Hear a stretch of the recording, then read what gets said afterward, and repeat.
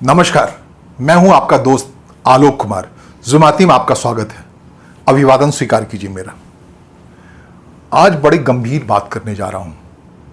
प्रधानमंत्री नरेंद्र मोदी को आखिर हुआ क्या है को बार बार हर प्रमुख मसले पर गृह मंत्री अमित शाह को आगे कर देते हैं। ये लगातार देखने को मिल रहा है। इस लिहाज से देखें तो ये अगस्त का महीना और आने वाला सितंबर का महीना भारत की राजनीति में एक मोटी लकीर खींचने वाला साबित होने वाला है। वो क्या है ये कहना बड़ा मुश्किल है। जैसा कि पिछले एक इसमें बुलेटिन पॉडकास्ट में आपको कहा था कि नरेंद्र मोदी के मूव को समझना भाई धरती पर किसी के बस की बात नहीं है। वो खुद जानते हैं, अपना फैसला खुद लेते हैं और उनके अंदर लोगों का विश्वास इसीलिए बना पड़ा है कि उसकी भनक नहीं लगने देते हैं। लेकिन जो मूव हैं हाल के दिनों में नरेंद्र मोदी के, वो काफ़ी कुछ कह रहे हैं पॉलिटिक्स के लिहाज से। जब राज्यसभा में जवाब देने का मौका आया ऑपरेशन सिंदूर का, तब राज्यसभा के अंदर से जो राज्यसभा के विपक्ष के नेता सत्ता पक्ष के नेता हैं, जेपी नड्डा के जगह भाषण देने के लिए खड़े हो गए अमित शाह। भले ही विपक्ष इस बात पर एतराज़ जताता रहा, लेकिन पूरा जो ऑपरेशन सिंदूर पर बहस हुआ राज्यसभा के अंदर में, उसका जवाब दिया गृह मंत्री अमित शाह ने।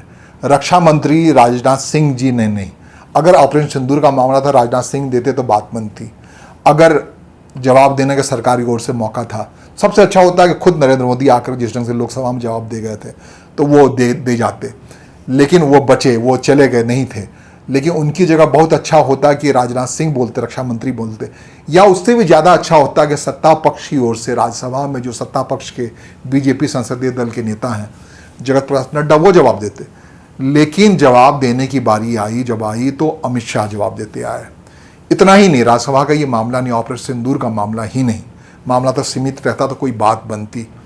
उसके बाद बीते 3 अगस्त को प्रधानमंत्री जब लौट के आए विदेश दौरे से, तब राष्ट्रपति के पास जाने की बारी आई। तो राष्ट्रपति के पास वो गए, ब्रीफ किया उन्होंने, क्या कुछ लंदन में उन्होंने पाया, क्या कुछ जो यूके के अंदर में, यूनाइटेड किंगडम के अंदर में शानदार समझौते हुए उनके जाने के बाद व्यापार से रिलेटेड, उसके बारे में अवगत कराई, जो एक औपचारिकता है जिसका निर्वहन हर प्रधानमंत्री करता है। विदेश के दौरे पर आने के बाद राष्ट्रपति से मिलता है, तो राष्ट्रपति द्रौपदी मुर्मू से जाके मिले और मिलने के बाद ये एक सामान्य सी बात थी। रविवार का दिन था, 3 अगस्त का दिन था, गए प्रधानमंत्री गया और उनकी उतने तक बात रहती तो कोई बात नहीं, तो कोई मम्बरिंग नहीं होती। लेकिन प्रधानमंत्री की मुलाकात के बाद गृह मंत्री अमित शाह जाते हैं, राष्ट्रपति द्रौपदी मुर्मू से मिलते हैं। ये एक अचरज वाली बात थी। ऐसा क्या था कि प्रधानमंत्री और गृह मंत्री के बीच में किसी बात को लेकर मतैक नहीं है, इसकी वजह से दोनों अलग अलग मिलने गए। दोनों साथ मिलने जाते तो एक बात होती, अलग डिप्लोमेटिक मामला था, हो सकता है अलग अलग मिलने गया। लेकिन अमित शाह क्यों गए उसी दिन उसी वक्त, क्यों गए? अमित शाह ने ऐसी क्या उस मुलाकात में बात करी? क्या उनको कोई शक सुबह था कि प्रधानमंत्री ने कोई राजनीति के लिहाज कोई बड़े फैसले के बारे में राष्ट्रपति को नहीं बता दिया है, जिससे कोई बड़ी अचरज वाली बात आने वाली है? तो क्या ये था, या कुछ ऐसा था कि खुद अमित शाह को लग रहा था कि जिस ढंग से प्रधानमंत्री प्रमुखता उन्हें दिए जा रहे हैं उससे वो थोड़े असहज थे, तो कुछ जाके कहा है? क्या हुआ, ये आने वाले दिनों में जाहिर तौर पर इसका खुलासा होगा। जब राष्ट्रपति द्रौपदी मुर्मू इस बारे में कोई किताब लिखेगी, उनके साथ काम करने वाले लोग लिखेंगे, तो ये इतिहास में एक दर्ज एक घटना हो गई है जो भावी राजनीति में आने वाले दिनों पता लगेगा। ये 2 घटना के अलावा जो तीसरा सबसे बड़ा मामला जो दिख रहा है वो आज का मामला है। आज प्रधानमंत्री की जगह गृह मंत्री अमित शाह जगत जननी माँ सीता की जन्मस्थली पर भव्य मंदिर का जब निर्माण की योजना चल रही है पुनौरा धाम बिहार में, सीतामढ़ी में, तो ये काम करने जा रहे हैं अमित शाह के हाथ होने वाला, गृह मंत्री अमित शाह के हाथ होने वाला। ये परंपरा से बिल्कुल अलग हटके है। प्रधानमंत्री ठीक 5 साल पहले इसी अगस्त महीने में अयोध्या में राम मंदिर का शिलान्यास कराए थे। भव्य राम मंदिर बना, उनके स्वरूप के हिसाब से बना, जो सरकार की प्लानिंग थी उस हिसाब से बना, तो उसका श्रेय जाता है मोटे तौर पे प्रधानमंत्री नरेंद्र मोदी को। लेकिन ये जगत जननी सीता का मंदिर जो बिहार में जिस शिलान्यास का मौका लगा है, उसी ढंग से उसी तर्ज पे भव्य बनाया जाना है जिस ढंग से अयोध्या का होना है। कह रहे हैं जो अगली सरकार बनेगी, इनफैक्ट 2029 से पहले इसका निर्माण कार्य पूरा हो जाना है। पुनौरा धाम में भव्य मंदिर का निर्माण का मामला काफ़ी समय से लंबा पड़ा हुआ है। ये पुनौरा धाम अपने आप बहुत उपेक्षित जगह था। जगत जननी सीता के बारे में कहते हैं वो धरा से निकली थी, ज़मीन से निकली थी। राजा जनक हल करते हुए एक घड़ा पाया था, घड़ा एक कुंभ पाया था, कुंभ के अंदर में उन्हें एक शिशु जो बालिका मिले थे, शिशु मिले थे, वही माँ सीता है, जगत जननी है। तो कहते हैं धरती जो है, धरती उनकी माँ है साक्षात तौर पे। और भारतीय मान्यता में ये बड़ी बात है। कहते हैं कि सारे सृजन की जो केंद्र है यही धरा है, और इसी को लेकर, इसी पूजा को लेकर पूरा सनातन धर्म जीवित है। और जगत जननी के जब मंदिर बनाने की बात आ रही है और एक बड़े राम मंदिर, राम सर्किट के बनाने की बात आ रही है, उस वक्त में कहते हैं अर्धांगिनी रही हैं जगत जननी भगवान राम के। जो पूरा सनातन की परंपरा है, जो राइट विंग पॉलिटिक्स है, इसी के इर्द गिर्द चलता है। और उस प्रमुख मौके पर प्रधानमंत्री के जगह लेने के लिए आए हैं अमित शाह। तो इतनी प्रमुखता आखिरकार क्यों, गृह मंत्री को इतनी प्रमुखता आखिरकार क्यों? ये अचरज वाली बात है, चौंकाने वाली बात है कि जगत जननी माँ सीता के मंदिर के शिलान्यास का मौका है, तो प्रधानमंत्री की जगह अमित शाह क्यों आ रहे हैं?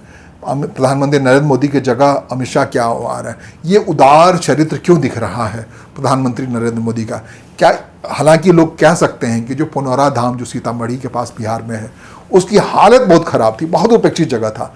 उसको विस्तार देने में, उसको साफ सफाई में, उसे एक प्लान बनाने में जितनी मेहनत करनी पड़ी है, वो मेहनत अयोध्या के लिए नहीं करनी पड़ी। अयोध्या में था, एक ढांचा था, वहाँ पूजा पाठ होता था, परिपाटी थी, वहाँ मठ थे, काफ़ी परंपरा थी। लेकिन जो पुरजोर उपेक्षा का मामला था, जो जन्मस्थल है माँ जगत जननी सीता का, वो पुनौरा धाम का एक छोटा सा जगह था, सीतामढ़ी के स्थिति, वहाँ जाने का रास्ता नहीं था, सब कुछ नहीं था, बहुत उपेक्षित था। इनफैक्ट लोग ये मान बैठे थे कि जो जनकपुर धाम है, जो नेपाल में है, राजा जनक का जो केंद्र था, जो राज सत्ता था, उसे ही लोग मानते थे सीता के जन्मस्थली के तौर पर। लेकिन जो भारत का हिस्सा है, जो मोटे तौर पे जो जहाँ सीतामढ़ी है, बिहार का है, वो बिल्कुल उपेक्षित था। हर कोई मानते थे, जनकपुर चले जाते थे माँ सीता की जब याद आती थी। पुनौरा धाम रेयर लोग जाते थे। अब जब बारी आई है इस सरकार की, जो एनडीए के सरकार कह लें, बीजेपी सरकार है, जो बीते 11 साल से सत्ता में है, मोटे तौर पे 11वें साल इसका शिलान्यास की शुरुआत हो रही है, और कह रहे हैं 2029 में जब 15 साल पूरा हो गए सरकार को, उससे पहले ठीक अयोध्या मंदिर के तर्ज पर पुनौरा धाम में जगत जननी माँ सीता का मंदिर आकार ले लेगा। उसके लिए धर्म का इंतजाम हो गया, तमाम देश भर के पुरोहित आए हैं वहाँ पर, बड़ा जो धार्मिक कर्मकांड हो रहा है, बड़ा कांड वो हो रहा है, सब कुछ। लेकिन उन सब का नेतृत्व अमित शाह कर रहे हैं। आखिरकार अमित शाह क्यों कर रहे हैं? इस मसले को जोड़ के लोग देखते हैं उस मसले से जो काफ़ी एक चिंता, राजनीति में चिंता का सबब है, भारतीय जनता पार्टी के लोगों के लिए चिंता का सबब है कि अगले 17 सितंबर को प्रधानमंत्री नरेंद्र मोदी 75 साल के हो रहे हैं। तो ये जो उनके अंदर जो उदारपन है, या ये उपेक्षा का भाव है, अपना उत्तराधिकारी तय करने के बाद, ये सारी चीज़ें तो नहीं चल रही हैं। लोग इस मसले को इस अंदाज में देख रहे हैं अमित शाह को। लेकिन कहते हैं ना कि नरेंद्र मोदी जो करते हैं सिर्फ वो नहीं पता होता है। आप अटकल लगाते रहे, आकलन लगाते रहे, वो अलग मसला है। लेकिन ये जो प्रमुखता दिया जा रहा है पुनौरा धाम के मंदिर का शिलान्यास का मौका, जो अमित शाह को, क्या उनको इस बात का श्रेय दिया जा रहा है उन्होंने पुनौरा धाम को पहले ही से विकसित किया? वहाँ भूमि अर्जन का मामला था, जो इंटरनल आंतरिक सुरक्षा का मामला था, ये जो गृह मंत्री के हिस्से आता है, केंद्र के गृह मंत्री के, तो उन सब का जो उन्होंने सब कुछ व्यवस्थित तरीके से कराया, भूमि अर्जन के लिए बिहार सरकार को तैयार किया, नीतीश कुमार को तैयार किया, सब कुछ तैयार किया, पल पल की चीज़ें देखते रहे। तो सारा श्रेय देने के लिए, अमित शाह के उस काम का श्रेय देने के लिए प्रधानमंत्री नरेंद्र मोदी उनको आगे कर रहे हैं। ठीक उसी ढंग से जिस ढंग से जब 370 की धारा जम्मू कश्मीर से हटाने का मामला था, तो उस वक्त 2019 में अमित शाह ही अचानक से चले आए थे हाउस के अंदर, और उन्होंने कह दिया था ऐसे हट रहा है। उसका भी श्रेय प्रधानमंत्री नरेंद्र मोदी ने नहीं लिया था, अमित शाह ही के हवाले गया था। तो अपने आसपास के लोगों को श्रेय दिलाना है कि नरेंद्र मोदी प्रधानमंत्री के अपने फितरत में है, उस लिहाज से हमेशा अमित शाह को सामने करते रहे हैं। तो क्या एक यही वजह है, या जो मैं कह रहा था जो अटकल लगाई जा रही है, क्या प्रधानमंत्री का मन उचट रहा है? और वो जो 75 साल के बारे में बार बार कह रहे हैं संघ प्रमुख, राष्ट्रीय संघ के प्रमुख भागवत, जो 11 सितंबर को 75 साल के हो रहे हैं, वो कह रहे हैं 75 साल के बाद कोई इस कुर्सी पे नहीं बैठना चाहिए, नए लोगों को दे देना चाहिए। क्या उस पर अमल करने के बारे में सोच रहे हैं प्रधानमंत्री नरेंद्र मोदी? तो अगर इस मोड़ पे, जिस मोड़ पे अमेरिका ने, ट्रंप ने टैरिफ एक वार छेड़ रखा है भारत के खिलाफ, उस मोड़ पे ऐसा कोई अगर भारत में बदलाव होता है तो ये काफ़ी खतरनाक होगा, क्योंकि ये बहुत डिसाइसिव मोड़ है भारत के लिए। एक ऐसा मोड़ है जिसके बारे में कहते हैं कि जो एक्सटर्नल फोर्सेस हैं वो काफ़ी हावी हैं भारत में सत्ता बदलने के लिए। जो आचरण है बार बार दिख के आ रहा है विपक्ष के नेता राहुल गांधी का, जिस ढंग से वो ट्रंप की काफ़ी बातों की सहमति जताते हैं, और अमेरिका इस खेल में पारंगत है। कहते हैं बीते साल बांग्लादेश में उन्होंने शेख हसीना को इसी तरह से उखाड़ फेंका था, इससे पहले श्रीलंका में लोगों को उखाड़ फेंका था। जो उनकी बात जहाँ नहीं चलती, वो बड़ा व्यापारी है और कहीं न कहीं उसके लिए आड़े आ रहे हैं नरेंद्र मोदी, प्रधानमंत्री नरेंद्र मोदी ने इस बात कैसे आड़े आ रहे हैं, इस बात का इजहार विज्ञान भवन में किसानों को संबोधित करते हुए इनफैक्ट 7 अगस्त को कहा है, जिसमें उन्होंने कहा है मुझे मेरा व्यक्तिगत नुकसान भले हो, लेकिन मैं किसानों के हित से कोई समझौता नहीं करूंगा। अमेरिका जो चाह रहा है वो नहीं होने देंगे हम। तो क्या इस चाहत में व्यक्तिगत नुकसान की बात जब कह रहे हैं प्रधानमंत्री मोदी, इतना मारक व नुकसान हो सकता है क्या भारत को, नरेंद्र मोदी को त्यजना पड़ सकता है जिस हिसाब से शेख हसीना को बांग्लादेश को त्यजना पड़ा।